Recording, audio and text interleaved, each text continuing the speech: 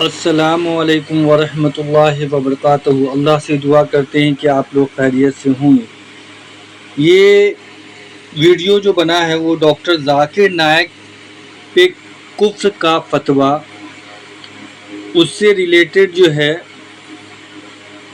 کچھ باتیں جو ہے اس ویڈیو میں بتائی گئی ہے۔ اور یہ معاملہ یہ ہے کہ ڈاکٹر ذاکر نائک نے یزید کو رضی اللہ عنہ اور آپ صلی اللہ علیہ وآلہ وسلم کو مردہ کہا، ایسا معاملہ پیش آیا ہے۔ اللہ بہتر جانتا ہے کہ کیا معاملہ ہے، اور اسی چیز کے لیے علی مرزا نے یہ ویڈیو بنایا ہے اور ان سے جو یہ سوال ہوا تھا اس کا جواب دیا ہے۔ تو آپ دیکھیں گے کہ یہ جو معاملہ ہے ڈاکٹر ذاکر نائک کا، یہ کیا ہے، اور ایسا اگر انہوں نے کہا ہے تو کیوں کہا ہے، اور اس کے پیچھے کیا ریزن ہے، یا اسے اس طریقے سے پیش کیا جا رہا ہے جس طریقے سے انہوں نے نہیں بولا ہے۔ تو یہ ساری چیزیں جو ہے علی مرزا نے اس ویڈیو میں بیان کی ہے، اور اللہ سے یہی دعا کرتے ہیں کہ اللہ ہم سب کو اللہ اور اللہ کے رسول کے بتائے ہوئے راستے پر چلنے کی توفیق عطا فرمائے، اور جو بھی بولنے سننے کہنے میں غلطی ہو اللہ اس کی پکڑ نہ کرے، اللہ معاف فرمائے، آمین ثم آمین۔ پہلی بات تو یہ ہے میرے بھائی کہ یہ آج کل جو کچھ ہمارے ٹی وی چینلز کے اوپر مذہبی منافرت اور تکفیری سوچ عام کی جا رہی ہے نا، پیمرا کو اور چیف جسٹس کو اس کا نوٹس لینا چاہیے۔ ایسے تمام اینکرز اور علماء کے اوپر پابندی ہونی چاہیے جو مذہبی منافرت پھیلا رہے ہیں۔ مذہبی اختلاف کا سب سے بڑا میں حامی ہوں، اختلاف رائے کریں دلائل کے ساتھ۔ قرآن اس چیز کو کم از کم 300 دفعہ کہتا ہے، ہاتوا برہانکم ان کنتم صادقین، لاؤ دلیل اگر تم سچے ہو۔ قرآن اپنے مخاطب سے کہتا ہے کہ لاؤ دلیل کوئی ہے۔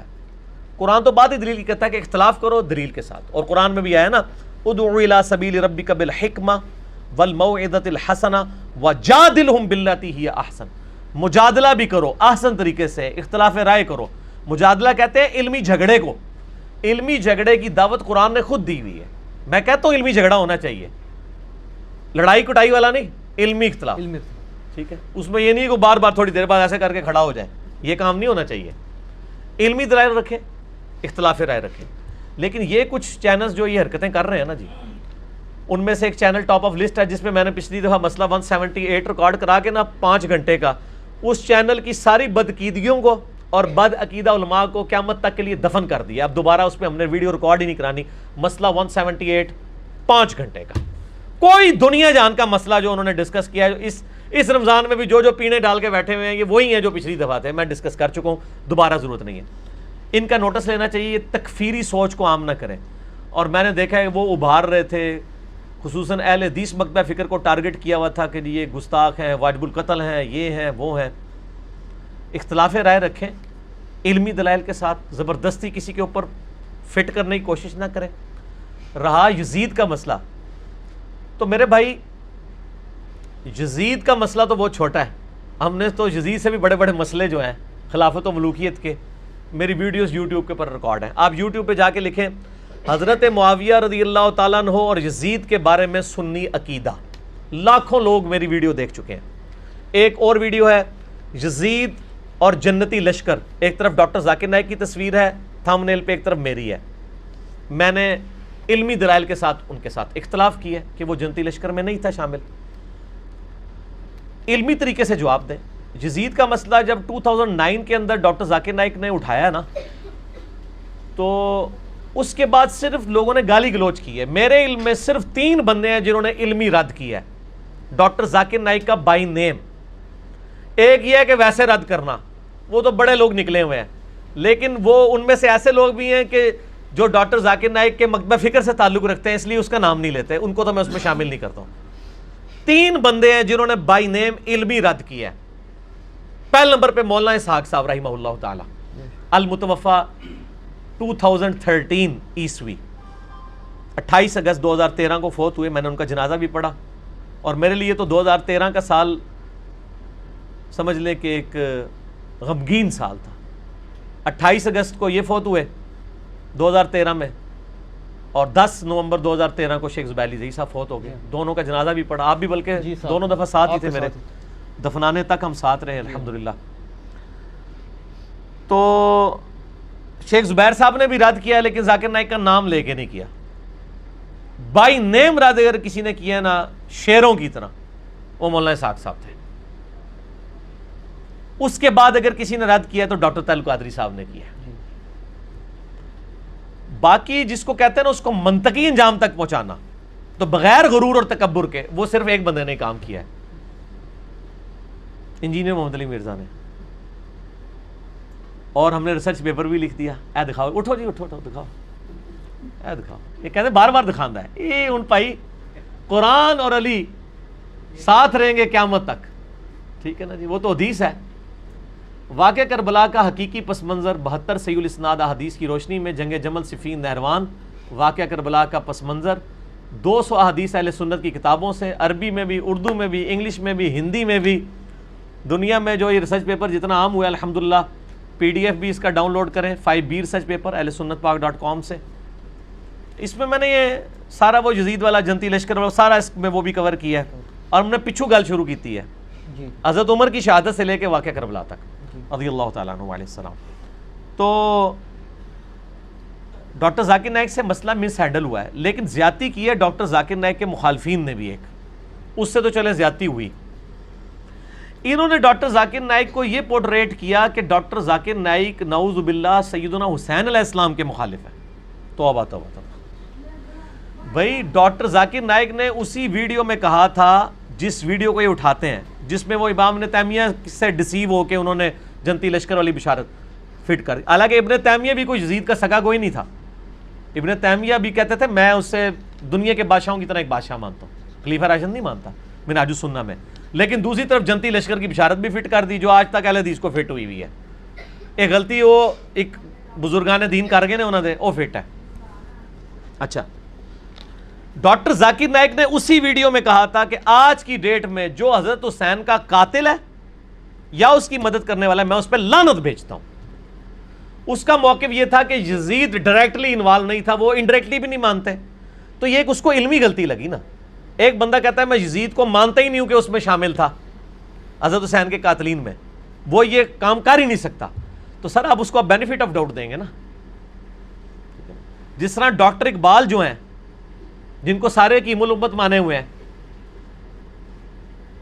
وہ امام مہدی کا انکار کرتے ہیں. وہ کہتے ہیں مہدی کا عقیدہ ہی فراڈ ہے.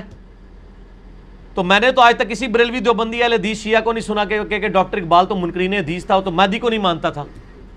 چلے اس ویڈیو کے بعد بھی کوئی جرت کر کے بتائے کہ جی ان کی خدمات دیکھیں, وہ اصل میں ان حدیثوں کو صحیح نہیں سمجھتے تھے, بینیفٹ آف ڈاؤٹ دیں. ڈاکٹر اقبال امت کے اجماعی عقیدے کو جو امام مہدی کے بارے میں انکار کر دیں تو ان کو بنا بینیفٹ آف ڈاؤٹ ملے گا. تو ڈاکٹر ذاکر نائک والا مسئلے میں تو اور لوگ بھی کئی ان کے ساتھ کھڑے ہوئے ہیں. یزید والے مسئلے میں کیا یزید کے ساتھ محبت کا راگ صرف ڈاکٹر ذاکر نائک نے الاپا ہے؟ حالانکہ انہوں نے نہیں الاپا, صرف انہوں نے کہا ہے کہ وہ جنتی لشکر والا وہ جو معاملہ ہوا, وہ انہوں نے کہا میں حسین کے قاتلین پہ آج کی ڈیٹ پہ لعنت بھیجتا ہوں, میں حسین سے محبت کرتا ہوں, یہ سب کچھ کرتا ہوں. باقی ان سے جو کچھ چھوٹا والا معاملہ ہے وہ تو سر شروع سے چل رہا ہے. امام محمد غزالی جو سارے صوفیوں کے امام ہیں, سارے بزرگان دین کے ماننے والوں کے امام ہیں, المتوفا 505 ہجری, امام غزالی کی بزرگی پہ تو کسی کو شک نہیں ہے. امام غزالی نے احیاء العلوم میں لکھا ہے کہ یزید کا نہ قاتل حسین ہونا ثابت ہے اور نہ یہ ثابت ہے کہ اس نے حضرت حسین علیہ السلام کے قتل کا کبھی حکم دیا ہو. اور انہوں نے کہا اس کی وجہ سے جو لوگ یزید کو برا بھلا کہتے ہیں وہ زیادتی کر رہے ہیں, جو یزید پہ لعنت بھیج رہے ہیں وہ غلط کر رہے ہیں. اور انہوں نے تو یہاں تک کہا ہے کہ جو یزید پہ لعن تان کرتے ہیں لعنت ان کے اوپر پڑے, کیونکہ لوٹتی ہے ان کے اوپر, کیونکہ وہ ناحق ایک بندے کے اوپر لعنت کر رہے ہیں. تو اس وقت جتنے لوگ یزید کے خلاف بول رہے ہیں نا, ان کے جو بزرگان دین امام غزالی ہیں نا, وہ ان کو لعنتی سمجھتے ہیں یزید کے خلاف بولنے والوں کو. تو اب میں ان لوگوں سے جو ٹی وی چینل پہ آ کے کہتے ہیں ڈاکٹر ذاکر نائک نہیں ہے, ڈاکٹر ذاکر نالائق ہے, وہ آپ کے پنڈی کے ایک مفتی صاحب ہیں, نام نہیں میں لیتا, سب کو پتہ چل جائے گا. وہ کہتے ہیں ڈاکٹر ذاکر نالائق. تو میں اسے پوچھتا ہوں ڈاکٹر ذاکر تو نالائق ہوئے اور آپ کے بزرگان دین امام محمد غزالی المتوفا 505 ہجری 505 ہجری جو پوری تصوف جن کے اوپر کھڑی ہے، وہ تو کہتے ہیں جو یزید کو پہ لعنت بھیجے اس پہ لعنت لوٹے گی. تو انہی مفتی صاحب نے جو پنڈی والے ہیں انہوں نے نجی چینل کے اوپر کہا یزید لعنتی. تو مفتی صاحب امام غزالی آپ پہ لعنت بھیج کے گئے ہوئے ہیں، تو آپ ذاکر نائک کے اوپر تو بعد میں آئیں، پہلے اپنے بزرگوں کے اوپر. اب آپ فیصلہ کریں آپ دونوں میں سے کس پہ لعنت لوٹ رہی ہے. ہاں انجینئرنگ کی تھی میں کہ امام غزالی فرما رہے جو یزید تے لعنت بھیجے وہ لعنتی، اور پنڈی والے مفتی صاحب نے کہا ہے کہ یزید لعنتی. ان پنڈی والے مفتی صاحب دے اپنے اتنے لعنت آئی ہے یا یزید اتنے گئی ہے یا امام غزالی اتنے گئی ہے؟ پکی ساڑھے کو تو پھر اس طرح دے جواب جے اے کلپ چڑھے گا نا انشاءاللہ تعالیٰ سارا دی طبیعت صاف ہو جائے گی. ہم سب کو ایک اصول پہ غلط سمجھتے ہیں. میں نے امام غزالی کا رد آپ کو پتا ہے 2014 میں مسئلہ 101 ریکارڈ کرایا تھا، خلافت و ملوکیت صحیح مسئلہ خروج اور فکر حسین حق پرستی کی علامت ہے. میں نے اس میں کہا تھا کہ امام غزالی بھی یزید والے مسئلے میں غلط ہیں اور امام ابن تیمیہ بھی غلط ہیں اور ڈاکٹر ذاکر نائک بھی غلط ہیں. لیکن میں نے غزالی کی تکفیر تو نہیں کر دی اس مسئلے میں. اگر اس مسئلے میں تکفیر بنتی ہے تو پہلے امام غزالی کی تکفیر کریں یہ لوگ جو ڈاکٹر ذاکر نائک کی یزید کے مسئلے میں اگر وہ کر رہے ہیں تکفیر، تو کہیں گے نہیں اس کی بھی غلطی، اس کی انشاءاللہ وہ فارغ ہو جائیں گے. میں کوئی ڈاکٹر ذاکر نائک کا یعنی اس کا چمچہ نہیں ہوں. میں سب سے پہلے میں نے ویڈیو اس کے خلاف ریکارڈ کرائی ہیں اور سرچ پیپر لکھے اس کو ای میلز کی، لیکن ایک خاص لمٹ سے آپ کو آگے نہیں جانے دیں گے. حضرت امیر معاویہ رضی اللہ تعالیٰ کی غلطیاں بخاری مسلم سے ضرور بیان کریں، ہم آپ کو نہیں روکیں گے، لیکن آپ جب ان پہ لعنت کرنی شروع کریں گے پھر ہم حضرت معاویہ کے دفاع کے ساتھ کھڑے ہو جائیں گے کہ نہیں، جو بندہ فوت ہو چکا ہے اس پہ آپ کو لعنت کرنے کا حق نہیں ہے، جو صحابی بھی ہو. میرا یوٹیوب پہ کلپ بھی حضرت معاویہ پہ لعنت کرنا حرام ہے، لیکن لمٹ نہیں کراس کرنی، ایگزیجریشن نہیں کرنی. یہاں کیا کرتے ہیں، جس کو 10 ہوتا ہے نا اس کے ساتھ 3 صفریں لگا کے 1000 بنا دیتے ہیں، جو 1000 ہوتا ہے اس کے تینوں ہی اڑا دیتے ہیں. جس کو بڑھایا بڑھا ہی دیا، جس کو کم کیا کم ہی کر دیا. تو ڈاکٹر ذاکر نائک کا بھی مسئلہ ہے کہ ہم اس سے علمی اختلاف رکھتے ہیں. اس مسئلے میں تو اس کی تکفیر نہیں بنتی قطعاً. اگر بنتی ہے تو ڈاکٹر ذاکر نائک سے پہلے امام غزالی نے یہ کیا، پھر ان کے بعد جو عبد المغیث نامی ایک بہت بڑے عالم دین گزرے ہیں جن کے رد پہ کتاب لکھی تھی امام ابن جوزی نے، الرد علی المتعصب العنید المانع من ذم یزید. یہ اس سرکش کا رد ہے جو یزید کو برا نہیں کہتا. اس کتاب کے رائٹر کون ہے؟ امام ابن جوزی المتوفا 597 ہجری، جو شاگرد ہیں شیخ عبد القادر جیلانی رحمۃ اللہ علیہ المتوفا 571 ہجری کے. ابن جوزی شاگرد ہے شیخ عبد القادر جیلانی رحمۃ اللہ علیہ کا اور محدث ہے. اگر مجھ سے پوچھیں تو وہ علم میں اور حدیث کی فیلڈ میں شیخ عبد القادر جیلانی سے اوپر ہیں. یہ ہو سکتا ہے کہ شاگرد استاد سے آگے نکل جائے، حدیث کی فیلڈ میں شیخ عبد القادر جیلانی سے بہت اوپر ہے، ویسے ان کے شاگرد ہیں امام ابن جوزی. ان کی کتاب دیوبند ترجمے سے چھاپی ہے، ہماری ویب سائٹ ahlsunnatpak.com میں بکس والے پورشن میں 9 نمبر 10 نمبر کے اوپر یہ کتاب موجود ہے اردو ترجمے کے ساتھ. شاہ نفیس اکیڈمی لاہور سے دیوبندیوں نے شائع کی ہے. انہوں نے چھوڑا ہی کچھ نہیں ہے یزید کا. تو وہ جس زمانے میں وہ لکھی گئی اس زمانے میں یزید کے طرفدار موجود تھے، ان لوگوں کو بھی آپ لین حاضر کریں. ٹھیک ہے، سب کو کہہ رہے ہیں. میں یہ نہیں کہہ رہا کہ ڈاکٹر ذاکر نائک کو چھوڑ دیں، نہ. یہ دوسرے لوگ ہوتے ہیں جو یہ کہتے ہیں کہ یار پتر تو کیوں فیل ہویا، ابا جی تھوڑے دوست دا منڈا بھی فیل ہو گیا لہذا منو بھی چھوڑ دو. نہیں، میں کہتا ہوں سارے کے ابوں کو ایک جگہ حاضر کریں. باقی لوگ کیا کرتے ہیں، مناظروں میں بیٹھتے ہیں اور مناظرے کی پہلی شرط رکھتے ہیں کہ اگر آپ نے ہماری کو گستاخانہ عبارت نکالی اور اسی لیول کی آپ کے بزرگ کی بھی نکل آئی تو وہ نیوٹرل ہو جائے گی، پھر دونوں کو معافی مل جائے گی. ہاں سر، وہ پنڈی والے مفتی صاحب اور ایک پنڈی والے ایک سعودیہ والے کے جو بڑے بھائی ہیں پنڈی والے، دونوں کا جو مناظرہ ہوا ہے اس کی شرائط کے سٹارٹ میں یہی ہے کہ اگر آپ نے کوئی ہمارے بزرگ کی گستاخی نکالی اور وہی گستاخی آپ کے بزرگ کی بھی نکل آئی تو ہونا چاہیے جیسے کہ دویا نہیں بیڑا غرق ہونا، کہا جو دویا نو معافی مل جائے گی. ہم وہ نہیں ہے. ہم کہتے ہیں جب نکلے گی تو دونوں فارغ. ہم کہتے ہیں آپ ڈاکٹر ذاکر نائک کا بھی رد کریں، آپ امام غزالی کا بھی رد کریں، آپ عبد المغیث کا بھی رد کریں، آپ ان سارے لوگوں کا رد کریں. اور آپ کو پتا ہے احمد بریلوی صاحب نے کیا لکھا ہے؟ انہوں نے کہا ہم یزید پہ لعنت کرتے نہیں ہیں، کسی کو روکتے نہیں ہیں. تو یزید پہ تو احمد بریلوی صاحب نے بھی لعنت نہیں کی ہے، اور کہتے ہیں ہم سکوت اختیار کرتے ہیں. تو یہ پنڈی والے مفتی صاحب کا یہ موقف ہے کہ یزید کے مسئلے میں ان کو تو کہا جاتا ہے شمشیر اعلیٰ حضرت. جس اعلیٰ حضرت کی وہ شمشیر ہے وہ تو کہتے ہیں ہم یزید پہ لعنت کو جائز نہیں سمجھتے. کوئی کرے گا اس کو روکیں گے نہیں, خود کریں گے نہیں. تو پوچھا گیا کیوں؟ تو انہوں نے کہا اس لیے کہ ہمارے امام حنیفہ رحمہ اللہ جو ہیں اس معاملے میں خاموشی اختیار کرتے ہیں, اور امام حنیفہ کے ماننے والے سب سے زیادہ یزید کے خلاف فتوے جاری کر رہے ہیں. تو لوگوں کو یہ بھی بتائیں کہ ہمارے امام حنیفہ تو خاموش تھے, وہ یزید کو کچھ نہیں کہتے تھے, ہم کہہ رہے ہیں چونکہ ہم حنفی ہیں. تو لوگ آپ کو خود ہی پوچھیں گے کہ آپ کون سے حنفی ہیں کہ آپ کے امام صاحب تو خاموش تھے. میں یہ ان کو الزامی بات کر رہا ہوں, میں ان کے ساتھ نہیں ہوں. میں تو یزید کے بھی خلاف ہوں اور یزید کو تخت حکومت پہ بٹھانے والوں کے ساتھ بھی علمی اختلاف رکھتا ہوں. ٹھیک ہے جی, مجھے تو کسی سرٹیفکیٹ کی ضرورت نہیں ہے, اور میں ایسی کھلی کتاب ہوں اس مسئلے کے اندر کہ دنیا میں مجھے جس طرح عمار ابن یاسر کو شیعہ ثابت کرنے کے لیے کسی دلیل کی ضرورت نہیں ہے نا, اس طرح مجھے شیعہ علی میں سے ثابت کرنے کے لیے پولیٹیکل ٹرم میں کسی کے سرٹیفکیٹ کی ضرورت نہیں ہے.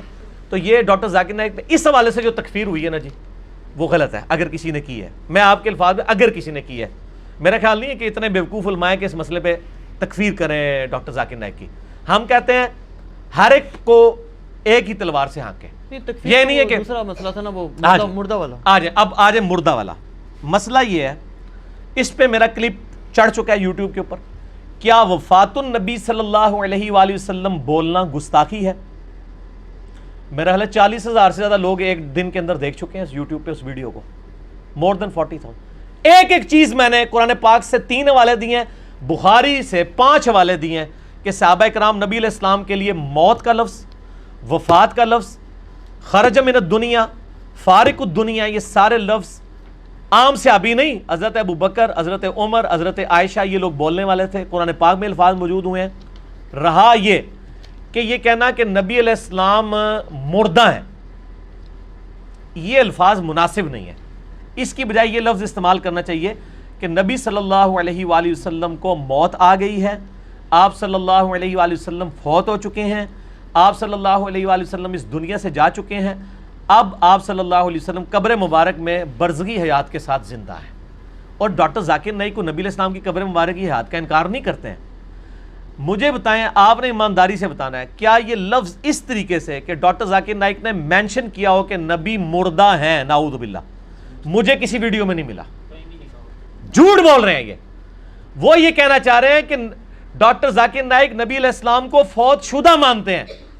تو سر فوت شدہ تو صحیح مان رہے ہیں نا, نبی علیہ السلام کا جنازہ ہوا ہے نا, میرا کلپ چڑھا, یہ بھی جھوٹ بولا ہوا ہے. میں نے 5 حدیث کی کتابوں سے ثابت کیا نبی علیہ السلام کا جنازہ ہوا.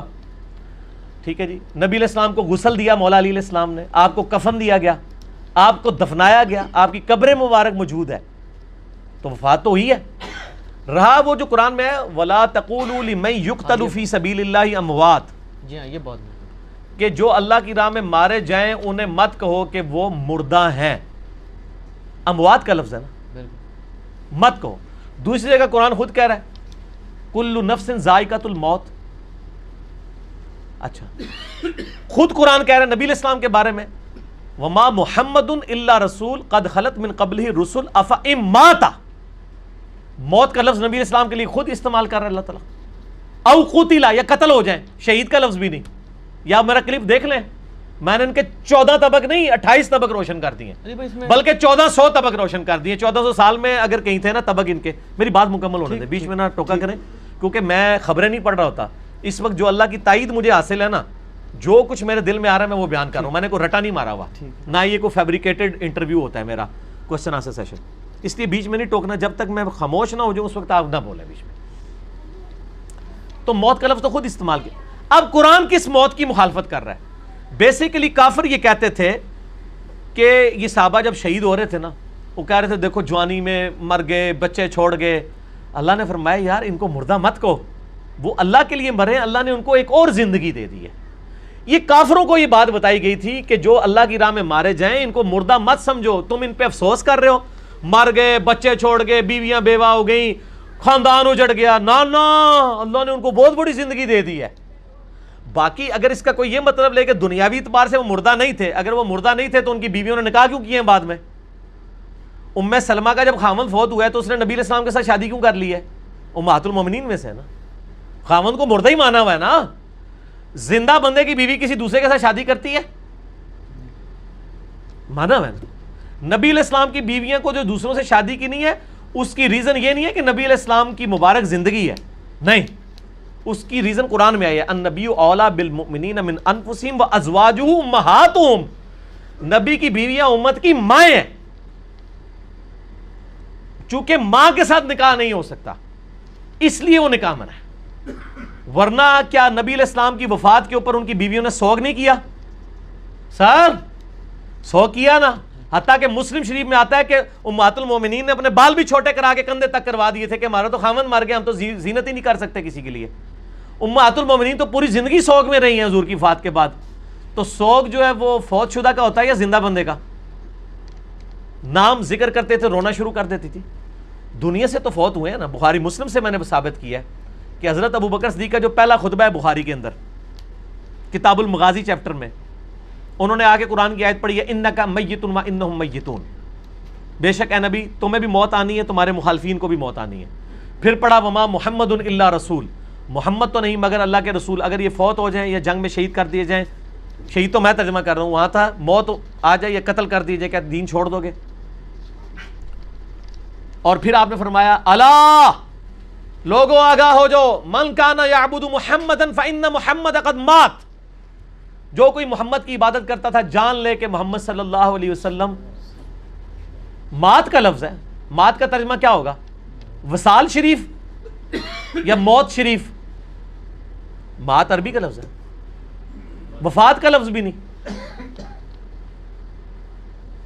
آپ صلی اللہ علیہ وسلم کو موت آ گئی ہے، کسی سے ابھی نے نہیں کہا جی آپ نے نبی علیہ السلام کو مردہ کہہ دیا آپ گستاخ رسول ہو گئے ہیں، یا آپ نے کہہ دیا آپ صلی اللہ علیہ وسلم کو موت آ گئی آپ گستاخ رسول ہو گئے ہیں، اور کہا من کان یعبد محمدا فان محمد قد مات ومن کان یعبد اللہ، اور جو کوئی اللہ کی عبادت کرتا ہے فان اللہ حی لا یموت، تو جان لو بے شک اللہ تعالیٰ کو ابھی موت نہیں آئے گی، وہ ہمیشہ زندہ رہے گا۔ مجھے پتہ ہے صحابہ میں کتنے لوگ نبی علیہ السلام کی عبادت کرتے تھے؟ کوئی بھی۔ تو حضرت ابوبکر صدیق نے یہ فرضی قصہ کہانی کیوں بنایا ہے؟ ہم ان کو مثال دے دیں، کہتے ہیں جی یہ ساڑھے تو والی آیتاں لگاندے نے، وہ جڑی آیت ہے ہی کوئی نہیں سی، وہ پہلے حضرت ابوبکر صدیق نے خود بنائی۔ یہ آیت تھی کہ جو محمد کی عبادت کرتا تھا وہ جان لے کے ماں، اور محمد کی عبادت تو کوئی کرتا ہی نہیں تھا صلی اللہ علیہ وآلہ وسلم، نہ آج کوئی کرتا ہے۔ اتنا بڑا فیبریکیٹڈ جملہ بنایا حضرت ابوبکر صدیق نے، اصل میں ان کے دماغ کھولنے کے لیے، کیونکہ حضرت ابوبکر صدیق کو وہ بخاری والی حدیث پتہ تھی کہ دیکھنا میرے امتیوں میری شان کو اس طرح بلند نہ کرنا جس طرح عیسیٰ ابن مریم کے ماننے والوں نے کیا، میں اللہ کا بندہ اور اس کا رسول ہوں، مجھے اللہ کا بندہ اور اس کا رسول کہنا۔ اصل میں اس انسانیت نے ایک بہت بڑا رسک فیکٹر انوالو ہو چکا ہے، اس انسانیت میں سب سے بڑا شرک نبی کے نام پہ ہی کھڑا ہوا ہے۔ عیسائیت کس کے نام پہ کھڑی ہوئی ہے؟ کسی بت کے نام پہ؟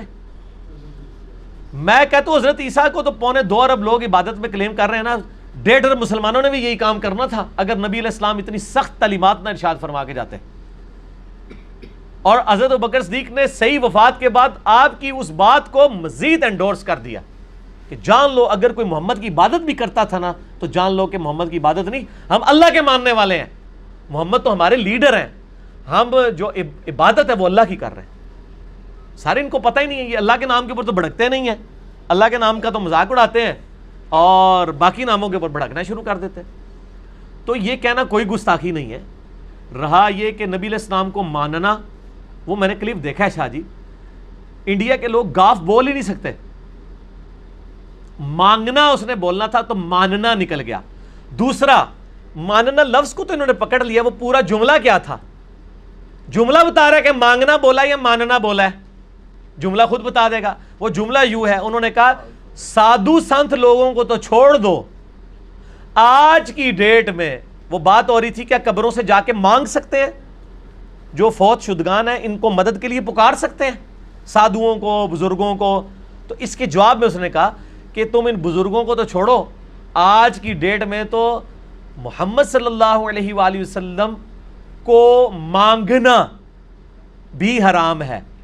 وہ کو بھی پریپوزیشن بھی غلط لگا دی، سے مانگنا کہنا چاہیے تھا، لیکن وہ جملہ بتا رہا ہے کہ پریپوزیشن اس قسم کی تو کئی غلطیاں مطلب سلیپ آف ٹنگ کی وجہ سے ہو جائے۔ صحیح مسلم میں حدیث نہیں ہے، ہاں اس پہ ڈٹا رہنا غلط ہے، صحیح مسلم میں حدیث نہیں ہے کہ تیرے رب کو توبہ کرنے والے شخص پہ ویسا ہی پیار آتا ہے جیسا کہ کوئی شخص کسی ریگستان میں ہو اور اس کا سارا ساز و سامان اس کے اونٹ پہ لدا ہو، اچانک وہ اونٹ غائب ہو جائے، پھر وہ بیٹھ کے موت کا انتظار کرنا شروع کر دے کہ اب تو دور دور تک تو ریگستان ہے، مجھے پانی اور روٹی نہیں ملے گی.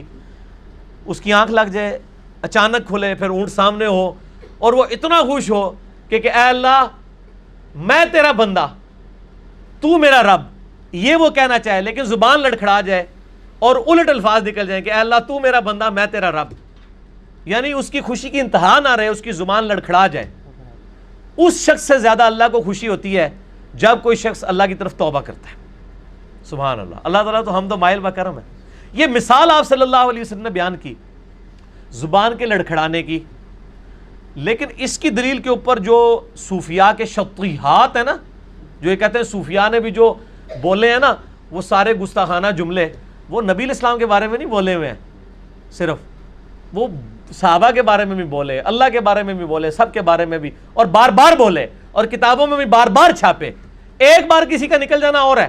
مثلا میری زبان سے نکل گیا، جس طرح نکل گیا وہ دجال کی بجائے کافر نکل گیا، تو مجھے ایک بندے نے توجہ دلائی کہ آپ نے کافر کہنا تھا، میں کہوں میں نے ٹھیک ہے، میں ہوں بھی کہوں گا، دوبارہ کہوں گا. حالانکہ یہاں تو پھر بھی کوئی مسئلہ نہیں، دونوں کا مطلب ہی ایک ہی ہے. لیکن ایک بندے سے زبان کی لغزش کی وجہ سے نکل گیا تو میرا بندہ میں تیرا رب، اور آپ اس کو کہتے ہیں میرے بھائی آپ نے غلط کہہ دیا، وہ کہے گا مجھے تو پتہ نہیں چلا، اچھا میں اب دوبارہ ریپیٹ کرتا ہوں. وہ یہ تو نہیں کہے گا میں دوبارہ بار بار ریپیٹ کروں گا، ایسے تو نہیں کرے گا نا. تو ڈاکٹر ذاکر نائک کو جب یہ پوائنٹ آؤٹ کیا گیا، اس نے ریٹن میں یہ جمع کروایا، سرکار لوکل تھانے میں اس نے ریٹن میں جمع کروایا کہ میں نے یہ بولنا تھا، یہ نکل گیا. لیکن یہ لوگ معاف کرنے کے لیے تیار نہیں ہیں، اور دوسری طرف ان کے بزرگوں کی گستاخانہ عبارتیں یہ خود چھاپ رہے ہیں، ہم نے ہائی لائٹ بھی کر دی ہیں، ان کی پرنٹنگ بند نہیں کر رہے ہیں. اپنی منجی سارے ڈنڈا کو نہیں وہ پھیردا، چوتھے ملے بڑے ہوئے ہیں، چیلنجنگ کر دینے ہو، ساڑھے نل چار کر لو، یہ کر لو وہ کر لو. میں کہتا ہوں آپ چیلنج کریں اپنے ان بزرگوں کی کتابوں کو چھاپنے والوں کو جن میں گستاخانہ عبارتیں، آپ دوسرے محلے میں بیٹھے ہیں ان کو چیلنج نہ کریں، غلطی علمی طریقے سے ہائی لائٹ کریں. ڈاکٹر ذاکر نائک نے جو یہ مانگنے کا لفظ تھا وہ ماننا نہیں، اس نے بولا تھا مانگنا کہا تھا. تو نبی علیہ السلام سے آج کی ڈیٹ میں مانگنا، آپ صلی اللہ علیہ وآلہ وسلم کو مدد کے لیے پکارنا، اس نے کیا کہا تھا؟ حرام ہے. ڈاکٹر ذاکر نائک نے، میں کہتا ہوں یہ نبی علیہ السلام کی گستاخی ہے. اصل میں اس کو الفاظ کا چناؤ نہیں آتا. اب میں جو لفظ کر رہا ہوں نا یہ صحیح جا کے فٹ ہوگا. آرام کی وجہ سے تو وہ آپ کو پتہ ہے توحید کے نام سے ہی ان کو چیڑا ہے اس پارٹی کو، کہتے ہیں دیکھ لو نبی کا گستاخ ہو گیا ہے. ہم آپ کو بتاتے ہیں آپ نبی علیہ السلام کے گستاخ ہیں جو نبی علیہ السلام سے آپ مانگ رہے ہیں، حالانکہ ہمارے نبی علیہ السلام ہمیں یہ تعلیم دے کے گئے ہیں کہ ہر مشکل اور پریشانی میں اللہ سے مانگنا ہے. آپ نبی علیہ السلام سے مانگ کر رسول اللہ کے بہت بڑے گستاخ بن رہے ہیں، کیونکہ آپ کی تعلیمات کے خلاف ہے. آپ نے کہیں تعلیم فرمایا کہ میری قبر مبارک پہ آ کے مجھ سے مانگ لینا؟ صحیح بخاری میں 1010 نمبر حدیث ہے. نبی علیہ السلام کی وفات کے بعد حضرت عمر کے دور میں جب قحط پڑ گیا، سیدنا عمر نے دعا کی، انا کننا نتوسل الیک، اے اللہ، اے بخاری شریف. یہ دکھانے کی نہیں دکھانی نہیں ہے، سر میں بتا رہا ہوں یہ پڑھی ہوئی نہیں ہے، پڑھی ہوئی ہے. اب میں اس میں سے وہ بخاری شریف چونکہ میرے سامنے ہے، میں 1010 نمبر حدیث کھول بھی لیتا ہوں کہ حضرت عمر کا کیا عقیدہ ہے کہ آج کی ڈیٹ میں نبی علیہ السلام سے مانگنا چاہیے کہ نہیں مانگنا چاہیے. ہاں جی، اللہم انا کننا نتوسل الیک بنبینا صلی اللہ علیہ وآلہ وسلم. قحط پڑ گیا، حضرت عمر نبی علیہ السلام کے چچا عباس ابن عبد المطلب کو لے کے نکلے اور کہا اے اللہ جب تک تیرے نبی ہم میں موجود تھے پہل ہم ان کو تیری بارگاہ میں توسل کے طور پر پیش کرتے تھے. اور توسل کا مطلب کیا کہ ان کی دعا کی برکت سے بارش نازل ہوتی تھی. فتسقینا، تو ہم پہ بارش برسا دیا کرتا تھا. وَإِنَّا نَتَوَسَّلُ إِلَيْكَ بِعَمِّ نَبِيِّنَا، اب ہم نبی صلی اللہ علیہ وآلہ وسلم کے چچا کو توسل کے طور پر لے کے آئے ہیں. حضرت عباس کو ساتھ لے کے گئے تھے. فسقنا، پس ہم پہ بارش نازل فرما. قال، حضرت انس ابن مالک کہتے ہیں فیسقون، تو ان کے اوپر بارش نازل ہو جایا کرتی تھی.